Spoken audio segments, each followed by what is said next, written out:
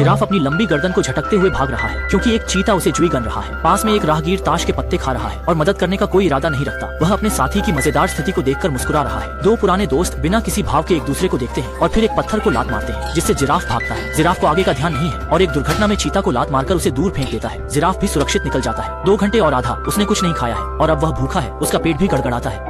Giraffe ने चारों ओर देखा और दूर 3 अन्य जिराफों को देखा, जिससे वह खुश हो गया। लेकिन वे जिराफ उसे पसंद नहीं कर रहे थे और उसे घूर रहे थे। जिराफ ने निराश होकर अपना सिर झुका लिया और बिना किसी लक्ष्य के चलने लगा। जब उसने देखा कि आगे एक और कमजोर जिराफ है तो उसने सोचा कि वह पत्ते खाना चाहता है, लेकिन वह उन तक नहीं पहुंच पा रहा है। तभी छोटा जिराफ निराश हो गया और धीरे धीरे आगे बढ़ा। शाखा को पकड़कर उसे नीचे खींच लिया। छोटा जिराफ आसानी से पत्ते खा लेता है, लेकिन उसका पेट भी भूखा है और गड़गड़ाता है। छोटा जिराफ ने देखा कि सामने 3 अन्य जिराफ अच्छे से खा चुके हैं और जा रहे हैं।